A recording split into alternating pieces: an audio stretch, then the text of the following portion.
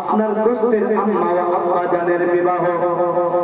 রব্বুল আলামিন আজকে কি ছুটি দেওয়া যাবে না? আজকে আমাদের ডিউটিটা বন্ধ করে আজকে ছুটি দিয়ে দিন।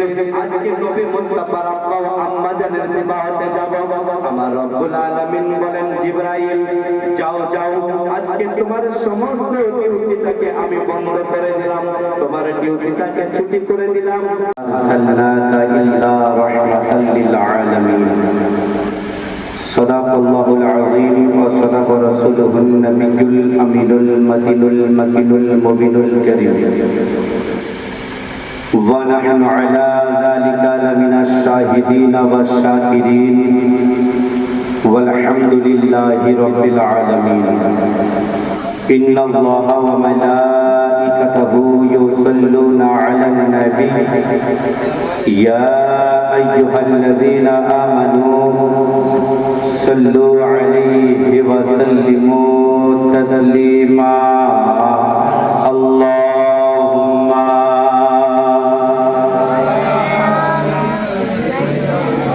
জোরে জোরে আল্লাহুম্মা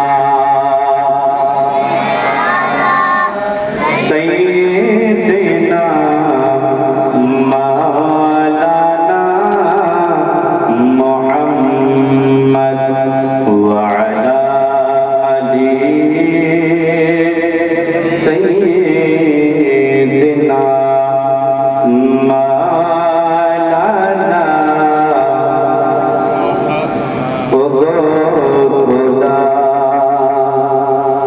দয়া করে আমাদের নসিবে করো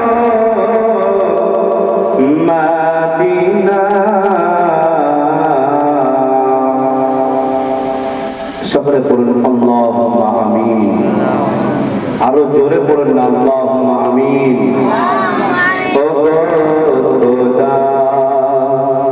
দয়া করে আমাদের নসিব করো মদিনা। দয়ার নবীকে না দেখাইয়া, নূর নবীকে না দেখাইয়া ওই কবরের মাঝে নিও না। আল্লাহুম্মা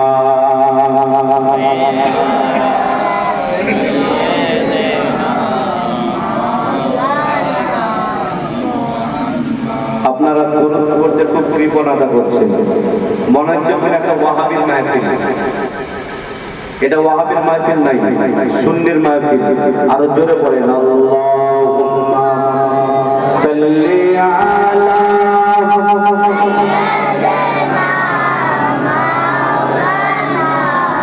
মুহাম্মাদ ওয়া আলা আলি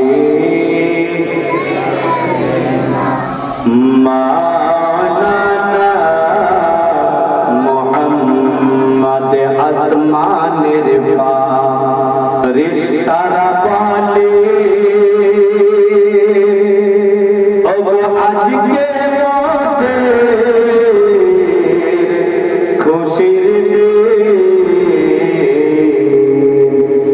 আসমানের ফারিস্তারা বলে আজকে খুশির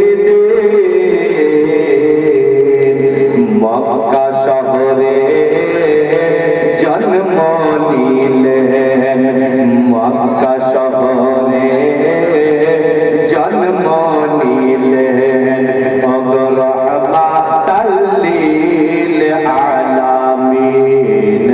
আল্লাহুম্মা সাল্লি আলা সাইয়্যিদিনা মাওলানা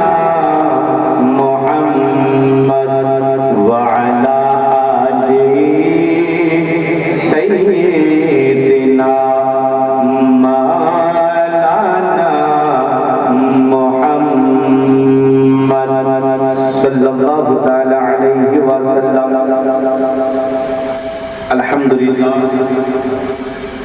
সমস্ত তারিফ ও প্রশংসা বিশ্বনিয়ন্তা মহান স্রষ্টা সেই মহান করুণাময় রব্বুল আলামিনের জন্য, যে আল্লাহ আপনাকে আমাকে তথা সারা বিশ্বকে সৃষ্টি করেছেন, বিনা কবি খাম্বার দ্বারা আসমানকে ঝুলিয়ে রেখেছেন। আজ আপনাকে আমাকে দিনার এই পবিত্র মহৎ অনুষ্ঠানে আসার বসার, কিছু বলার এবং শোনার তৌফিক দান করেছেন। সে মহান করুণাময় রব্বুল আলামিনের জন্য শুকরিয়া আদায় করি। সকলে মিলে একমাত্র উচ্চস্বরে প্রাণ করে বলতে পারে মোহাম্মদের সহিত, আরবি ভাষায়, কালামুল্লাহর ভাষায়, কোরআনের ভাষায়, জান্নাতের ভাষায় পড়ুন আলহামদুলিল্লাহ। তারপর আপনার নবী, আমার নবী, তথা কুল কায়নাতের নবী, নবীগণের নবী, নেতার নেতা, মহান নেতা, উদার চিন্তা, ইলমে গায়বের সংবাদদাতা, পাকিদার উদ্ধারকর্তা, মা আমিনার লাল মরুদুলাল শাফিউল মুযবিন ফাতাওয়া নবীগণ, সাইয়্যিদুল কাওনাইন তাহা ইয়াসিন মুযবিন মুদাসসির কামলি ওয়ালা আকা, আব্দুল্লাহর পুত্র আব্দুল মুত্তালিবের শ্রেষ্ঠ পুত্র, জনাব আকা মাওলানা তাজদার মদিনা আহমদ মুজতবা মুহাম্মদ মুস্তাফা সাল্লাল্লাহু তাআলা আলাইহি ওয়াসাল্লামের প্রতি শত শত দরুদ সালাম শান্তির নেই প্রবাহিত, অর্পিত, গর্বিত, প্রেরিত, নাজিল ও উদ্ভাসিত। সকলে মিলে একমাত্র উচ্চস্বরে কোরআন খুলে নবীকে হাজির ও নাজির মনে করে পড়ুন আল্লাহুম্মা আমিন। আমি আপনাদের সম্মুখে কোরআন মাজিদ থেকে একটা আয়াত কারিমা তেলাওয়াত করেছি, যথা ওয়ামা আরসালনাকা ইল্লা রাহমাতাল লিল আলামিন। আমার আল্লাহ পাক রব্বুল আলামিন বলেন, হে হাবিব, আমি আপনাকে পাঠাইনি, কিন্তু পাঠিয়েছি বিশ্ববাসীর জন্য রহমত করে। জোরে বলেন সুবহানাল্লাহ। আল্লাহ পাক রব্বে কায়নাত আমার নবী মুস্তাফাকে দোনো জাহানের রহমাতাল লিল আলামিন করে, রহমত স্বরূপ দুনিয়ার জমিনে পাঠিয়েছেন। আসুন, আমি যে আয়াতে কারিমা তেলাওয়াত করেছি, আয়াতে কারিমাকে সামনে রেখে বেশি নয় দু চার কথা আলোচনা রাখবো। তারপরে পরে আমার উস্তাদ হুজুর আব্দুল মাতিন সাহেব তিনি কিছু বলবেন।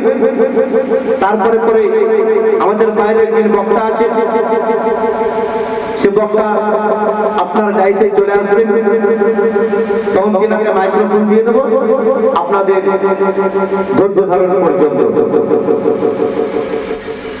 আসুন, আমার নবী মুস্তাফা কতটা রহমত, আমার নবী রহমত করে পাঠিয়েছে। রহমতের ব্যাপারে অনেক কথাই বলেছে, কিন্তু আসল আল্লাহ পাক রব্বে কায়নাত যখন আমার নবী মুস্তাফাকে আব্দুল্লাহর ঘরে, আব্দুল মুত্তালিবের স্বর্ণ কুটিরে, মা আমিনার উদরে যখন পাঠালেন, হযরতে মা আমিনা রাদিয়াল্লাহু তাআলা আনহা বলেন যে যখন আমার নবী মুস্তাফা দুনিয়ার জমিনে আসলো, তো মনে হচ্ছে কোনো বাচ্চা নয়, কোন একটা আলো আসলো। সুবহানাল্লাহ, কোন একটা আলো নেমে আসলো, রোশনি আসলো। আর আমি আমিনা আমার ওই নবীর রোশনিতে, নবীর আলোতে, ওই এমন একটা আলো হলো, এমন একটা লাইট আসলো, যে আলোতে আমি মা আমিনা শুধু মক্কা থেকে নিয়ে পুরো শাম দেশটা দেখে নিলাম। সুবহানাল্লাহ, সুবহানাল্লাহ। নবীর নূরে মা আমিনা বলছে মক্কা থেকে আমি পুরো শাম দেশটাকে দেখে নিলাম। আচ্ছা বলেন, এখানে তো প্রশ্ন জাগতে পারে যে মা আমিনা শুধুমাত্র শাম দেশটাই দেখলো কেন? আরো তো অনেক দেশ ছিল, সেগুলো কেন দেখলো না? শুধুমাত্র শাম দেশটাই দেখলো, এর কারণটা কি? হে মুসলমান, দেখলো এটার একটা কারণ আছে, রহস্য আছে। আসল কি রহস্য ছিল? আমার যখন নবী মুস্তাফা সাল্লাল্লাহু তাআলা আলাইহি ওয়াসাল্লামের আম্মা জানের যখন বিবাহ হবে এমত অবস্থায় আপনার কি হলো? আল্লাহ পাক রব্বে কায়নাতের মালায়েকা ফারিস্তা তিনাদের লিডার, যিনার নাম হচ্ছে হযরত জিবরাইল আলাইহিস সালাম। জোরে বলেন সুবহানাল্লাহ। কি নাম বললাম? হযরত জিবরাইল আলাইহিস সালাম। এই জিবরাইল আলাইহিস সালাম আল্লাহ পাক রব্বে কায়নাতের দরবারে বলছে, রব্বুল আলামিন আজকে দুনিয়ার বুকে হযরত আব্দুল্লাহ ও হযরত আমিনা রাদিয়াল্লাহু তাআলা আনহার বিবাহ, আমার নবী মুস্তাফার আব্বা ও আম্মা জানের বিবাহ, রব্বুল আলামিন আজকে কি আমার ডিউটিটা ছুটি করা যাবে না? জোরে বলেন সুবহানাল্লাহ। কার জন্য ডিউটি ছুটি চাইছেন? নবী মুস্তাফার আম্মা ও আব্বা জানের বিবাহ। আমরা যদি দোকান মাকান খুলি, যদি কারো বিবাহ থাকে, আমরা হয় দোকানটাকে বন্ধ করি, না হলে দোকানে কাউকে রেখে সে বিয়েতে যায় না? যায়। তো ফারিস্তা আর কি জানালেন? কার কাছে? রব্বুল আলামিনের কাছে। তো আমার আব্বাজিরা, ফারিস্তা জিবরাইল আলাইহিস সালাম আল্লাহ পাককে বলে, রব্বুল আলামিন আজকে দুনিয়ার জমিনে আপনার দোস্তের আম্মা ও আব্বা জানের বিবাহ, রব্বুল আলামিন আজকে কি ছুটি দেওয়া যাবে না? আজকে আমাদের ডিউটিটা বন্ধ করে আজকে ছুটি দিয়ে দিন, আজকে নবী মুস্তাফার আব্বা ও আম্মা জানের বিবাহতে যাব। আমার রব্বুল আলামিন বলেন, জিবরাইল যাও যাও, আজকে তোমার সমস্ত ডিউটিটাকে আমি বন্ধ করে দিলাম, তোমার ডিউটিটাকে ছুটি করে দিলাম। যাও যাও, তোমার কেন খাইশ থাকে, তোমার কেন আশা থাকে, তোমার মনের আশাটা তুমি পূর্ণ করে নাও। তুমি নবী মুস্তাফার আম্মা ও আব্বা জানের বিবাহতে গিয়ে তুমি শরীক হয়ে যাও। হে মুসলমান আব্বাজিরা আমার, ফারিস্তা জিবরাইল আলাইহিস সালামের ছুটি হয়ে গেল। যখন এইভাবে আপনার জিবরাইল আলাইহিস সালামের ছুটি দিয়ে দিলেন, এদিকে হযরত মিকাইল আলাইহিস সালাম দেখেন যে জিবরাইলের ছুটি হয়ে গেল, আমি মিকাইলের হলো না। এদিকে ইসরাফিল আলাইহিস সালাম বলেন যে জিবরাইলের ছুটি হয়ে গেল, আমার ছুটি হলো না। এদিকে ইসরাইল আলাইহিস সালাম বলেন যে আপনার জিবরাইলের ছুটি হয়ে গেল, আমি ইসরাইলের ছুটি হলো না। এক এক করে মিকাইলের ছুটি দিয়ে দিলেন, আপনার ইসরাফিলের ছুটি দিয়ে দিলেন। এদিকে ইসরাইল আলাইহিস সালাম বলেন, রব্বুল আলামিন আপনার তিনজন মাসুর ফারিস্তাদের আপনি তো ছুটি করে দিলেন, তাদের ডিউটি বন্ধ করে দিয়েছেন। রব্বুল আলামিন আমার কি আজকে এই ছুটি দেওয়া হবে না? আমি কি নবীর আম্মা ও আব্বা জানের বিবাহ থেকে যেতে পারবো না? আল্লাহ পাক রব্বে কায়নাত বলেন, ওই ইসরাইল তুমি দেরি করো না, যাও যাও, তুমিও তাদের সঙ্গে দুনিয়ার বুকে চলে যাও, আর নবীজির আব্বা আম্মার বিবাহতে গিয়ে তোমরা একান্ন হয়ে যাও। কেমন হয়েছে বলা? ফারিস্তা ইসরাইল আলাইহিস সালাম বলেন, রব্বুল আলামিন আপনি আমাকে এমন একটি ডিউটিতে রেখেছেন, আপনি এমন একটি কাজে আমাকে নিযুক্ত করেছেন যে অমুক টাইমে অমুক গ্রামে গিয়ে আপনার অমুক বান্দার জানটা কবজ করতে হবে, তার প্রাণ পাখিটা বের করতে হবে, তার যেন রূহটাকে বের করতে হবে। রব্বুল আলামিন আপনি তো ঘোষণা করে দিয়েছেন। বলে, জিবরাইল রে, আমি জিবরাইলের ছুটি করেছি, মিকাইলের ছুটি করেছি, আপনার ইসরাফিলের ছুটি করে দিয়েছি। নবী মুস্তাফার বিবাহের খুশিতে আমি তোর ওই ডিউটিটাকে বন্ধ করে দিচ্ছি। আজকে যতক্ষণ পর্যন্ত ওই বিবাহ চলবে ততক্ষণ পর্যন্ত আজকে কোনো ব্যক্তি আমার কোনো বান্দা বান্দির ইন্তেকাল হবে না, কারো ইন্তেকাল হবে না। যাও তোমরা চলে যাও, আর নবী মুস্তাফার আম্মা ও আব্বা জানের বিবাহতে হাজির হয়ে গেল। ফারিস্তারা হাজির হয়ে গেল, বিবাহ কমপ্লিট, বিয়ে হয়ে গেল। বিয়ে হয়ে যাওয়ার পরে এবার হযরতে আমিনা রাদিয়াল্লাহু তাআলা আনহা আব্বাজান বলে, শোনো আমার মেয়ের পালকি, আমার মেয়ে এবং জামাইয়ের পালকি ওই ব্যক্তি কাঁধে নেবে যার জীবনে একটাও গুনাহ নাই।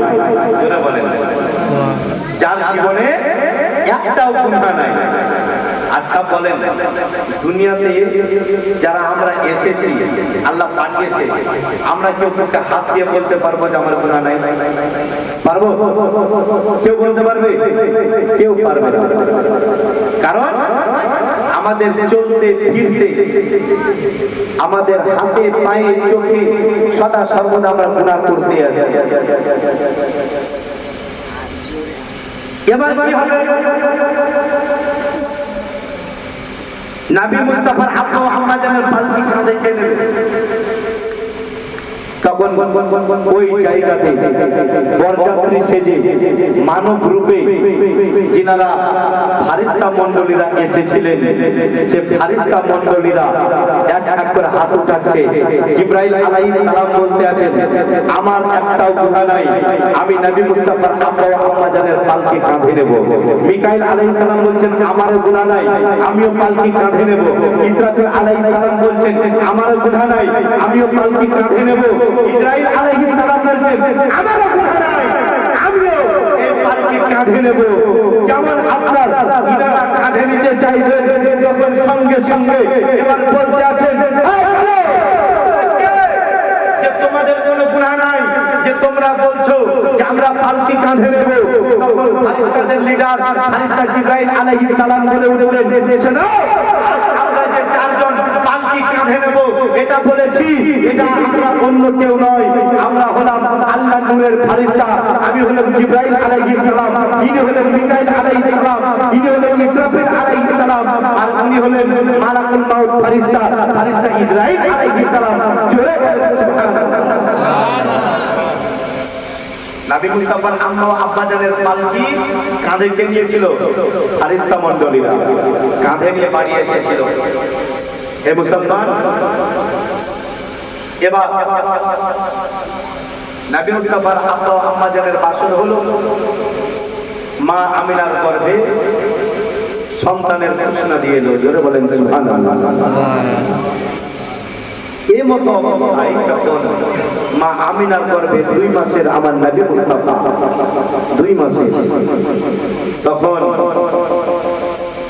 আব্দুল মুত্তালিব তিনার সন্তান আব্দুল্লাহকে বলে, বেটা শোনো, এবার তোমার ভাইদের সঙ্গে তোমাকে ব্যবসায় যেতে হবে। জোরে বলেন সুবহানাল্লাহ। এদিকে অনেক ঘটনা আছে, শুনেছেন অনেক, আমি শুধু মেনটুকু বলতে চাইছি, কারণ সময়ের এত অভাব।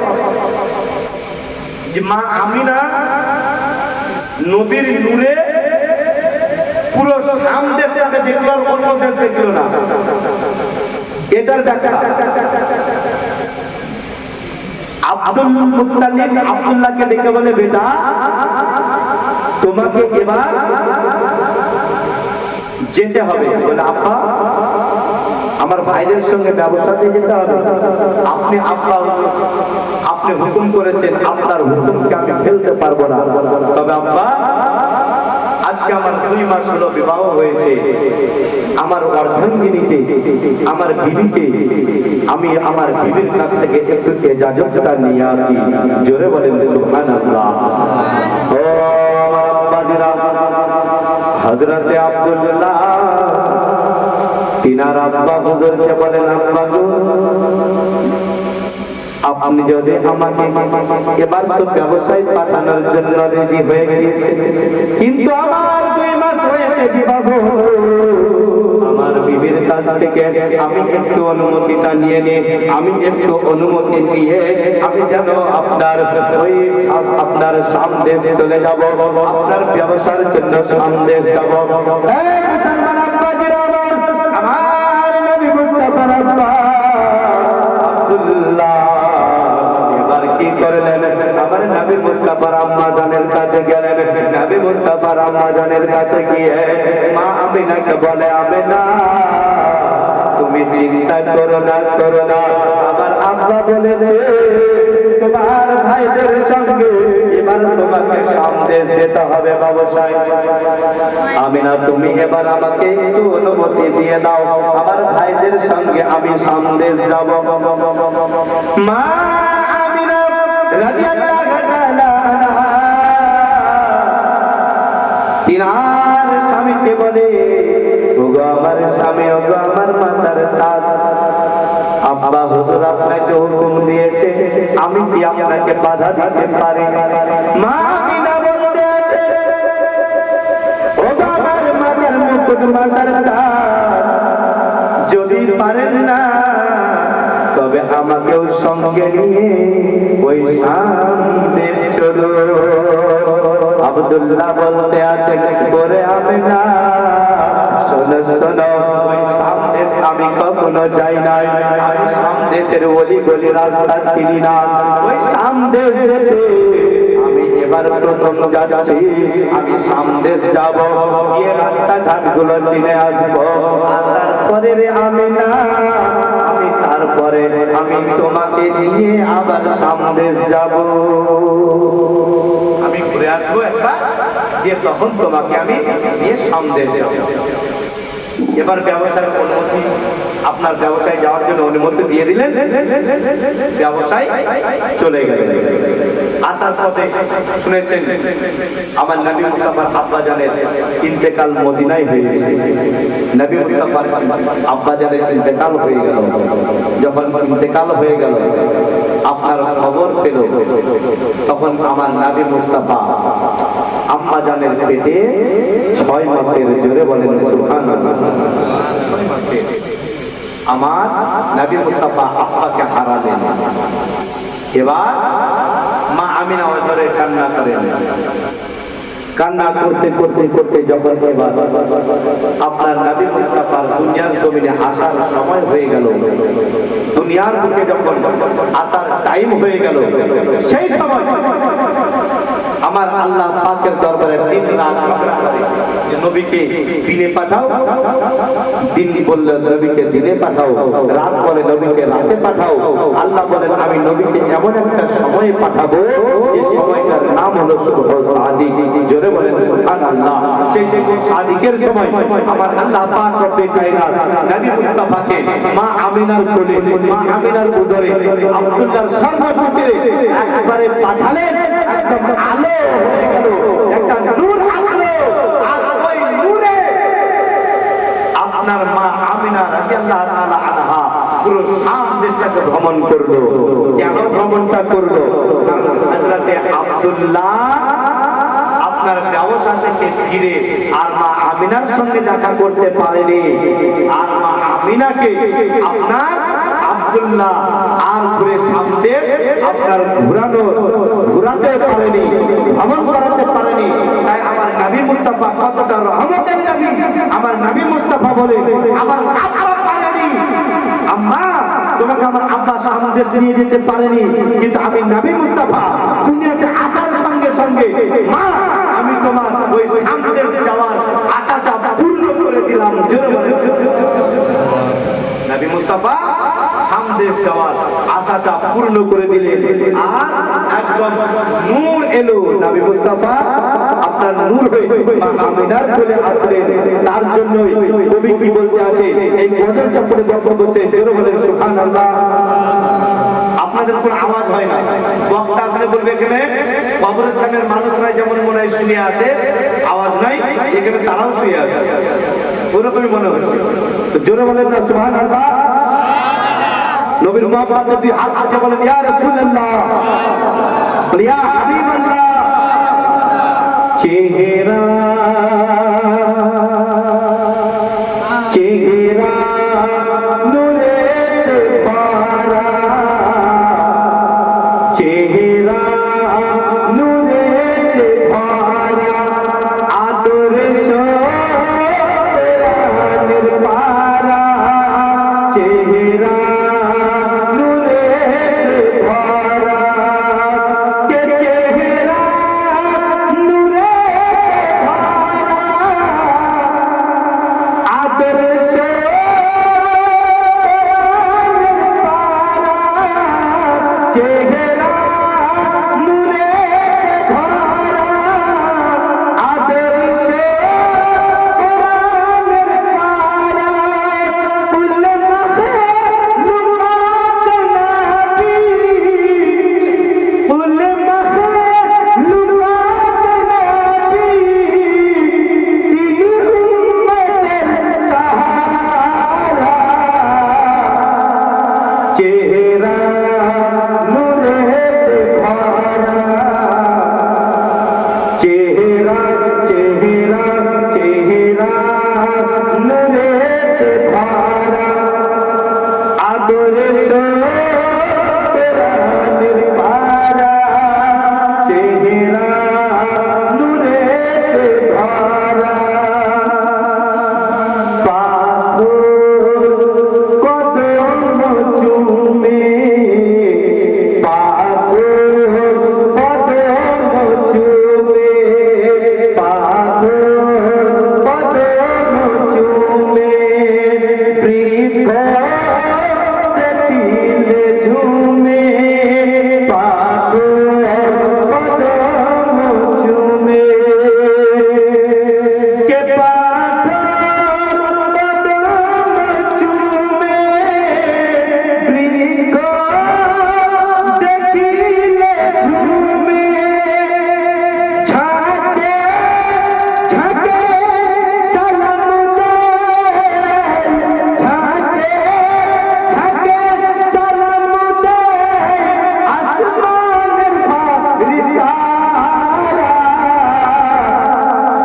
চেহারা নূরেতে ভরা, আদরে সোহরানের পারা, চেহারা নূরেতে ভরা, কে চেহারা নূরেতে ভরা,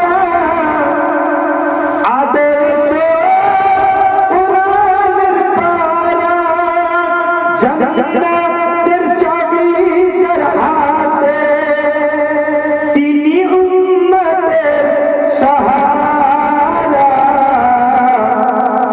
চেহারা নূরেতে ভরা, আদর সোহরানের পারা। যাই হোক মুসলমান, এখান থেকে আমি আমার বক্তব্য করলাম। বলা ভাষার মধ্যে যদি হয়ে যায় ভুল ত্রুটি